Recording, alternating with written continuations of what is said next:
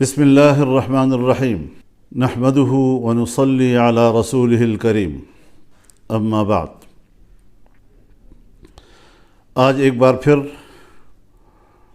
پوری قوم سے مخاطب ہو رہا ہوں۔ آپ حضرات جانتے ہیں کہ جمعیت علماء اسلام کی مرکزی مجلس عاملہ نے 8 فروری 2024 کے الیکشن کے نتائج کو مسترد کر دیا تھا۔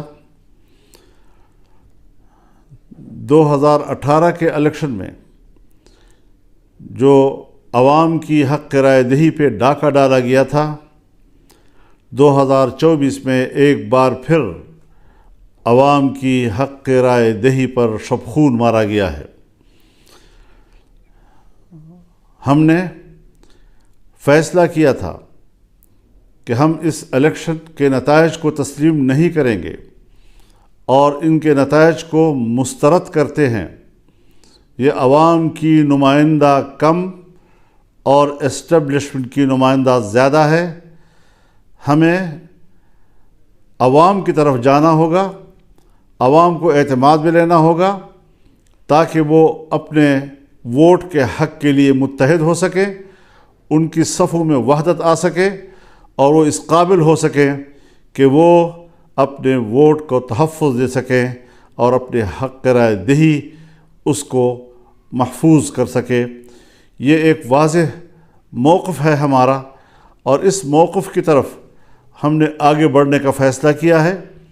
چنانچہ انشاءاللہ العزیز اللہ تعالیٰ کی فضل اور اس کی تائید کے ساتھ ہم 25 اپریل کو بلوچستان سے اس تحریک کا آغاز کریں گے اور ان اجتماعات کو ہم عوامی اسمبلی کا نام دیں گے۔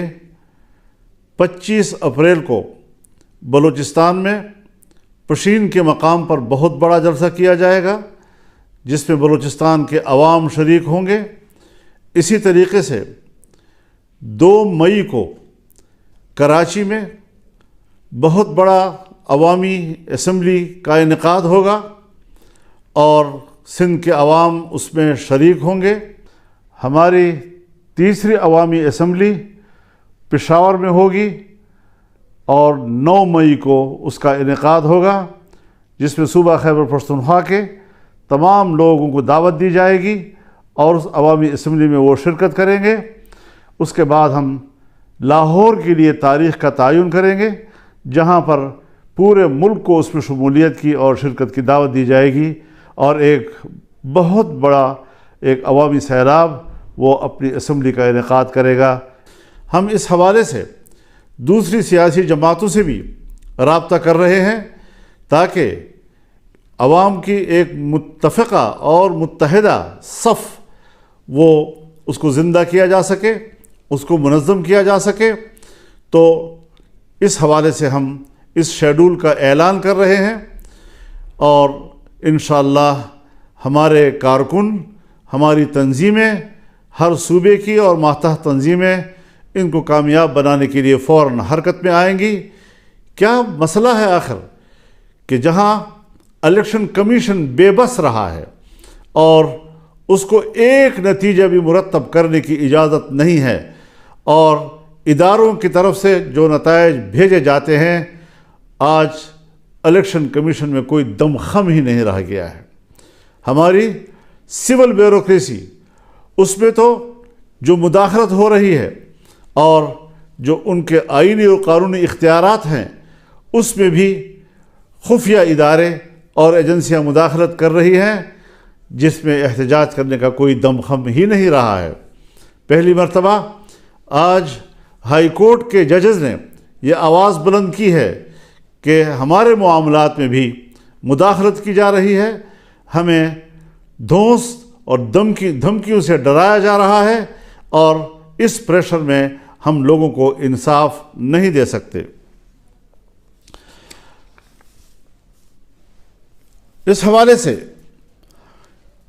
اگر ماضی کے دریچوں میں جھانکا ہے تو وہ پاکستان کے اس وقت کے وزیر دفاع جناب خواجہ آصف صاحب ہیں جو برملا ان واقعات کا ذکر کر رہے ہیں کہ کس طرح مقتدرہ نے انتخابات کے معاملے میں مداخلت کی، اس کے نتائج کو تبدیل کیا، اور کس طریقے سے اس کو الیکشن کے نظام کو، اس کے نتائج کو منظم کیا اپنے مرضی کے ساتھ، عوام کی مرضی کے خلاف۔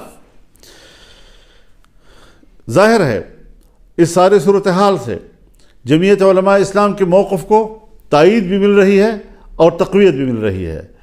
ہمارا موقف صحیح ہے، ہم نے صحیح آواز بلند کی ہے، اور انشاءاللہ اس کو ہم آگے بڑھائیں گے۔ میں ایک دوسرا اعلان بھی اپنی مرکزی مجلس عاملہ کے اراکین کے مشاورت کے ساتھ، اکثر دوستوں نے ہمیں یہی مشورہ دیا ہے کہ جو ضمنی الیکشن کا شیڈول آیا ہے، اس ضمنی الیکشن کا بائیکاٹ کیا جائے گا۔ جمعیت علماء اسلام کا کوئی رکن ضمنی الیکشن میں حصہ نہیں لے گا، اور اس حوالے سے یہ بات واضح رہے کہ ہم ضمنی الیکشن چونکہ اسی الیکشن کا تسلسل ہے اور ہمیں پچھلے نتائج پر اعتماد نہیں، ہم کس طرح سے ضمنی حلقوں میں کوئی انصاف کی توقع رکھ سکتے ہیں۔ ہم پھر ایک بار مقتدرہ کا کھیل کا نشانہ بنیں گے، اور اس طریقے سے عوام کی حق رائے دہی کے ساتھ کھلواڑ کیا جائے گا۔ یہ بات کسی قدر ہمیں قابل قبول نہیں۔ انشاءاللہ العزیز رمضان المبارک کے بعد تحریک چلے گی، فیصلے اب ایوان میں نہیں میدان میں ہوں گے۔ اب مقتدرہ کی اسمبلی نہیں چلے گی، عوامی اسمبلی چلے گی، اور اس حوالے سے بھرپور عوامی جدوجہد کا آغاز کیا جائے گا۔ ہم اللہ سے مدد کی درخواست کرتے ہیں، دعا کرتے ہیں کہ اللہ تعالی ہمیں اس مقصد میں کامیابیاں عطا کریں، اور پاکستان کو ایک پرامن اور ایک اسلامی فلاحی ریاست کی صورت میں ہمیں دکھائے۔ میں اس بات کی وضاحت کر دینا چاہتا ہوں کہ ہماری جدوجہد وہ پرامن ہوگی، آئین اور قانون کے دائرے میں ہوگی، اور کسی قسم کا تشدد کا عنصر ہماری تحریک میں نہیں ہوگا۔ عوام کو حق پہنچتا ہے کہ وہ ملک میں احتجاج کریں اور اپنی رائے سے دنیا کو آگاہ کریں۔ آج عالمی دنیا بھی ہمارے الیکشن پر سوالات اٹھا رہی ہے، ہمارے انتخابات پر وہ اعتماد کا اظہار نہیں کر رہے، کوئی ہچکچا رہے ہیں، کوئی کسی قدر اظہار رائے کر رہے ہیں کہ پاکستان کے اس الیکشن کے نتائج پر اعتماد نہیں کیا جا سکتا۔ اس حوالے سے ہمارا موقف بالکل حقیقت پر مبنی، خود اعتمادی سے بھرپور، اور انشاءاللہ کامیابی کی منزل سے ہمکنار ہونے کے لیے آگے بڑھے گا۔ اللہ تعالی ہمارا حامی و ناصر ہو۔ وآخر دعوانا ان الحمد للہ رب العالمین۔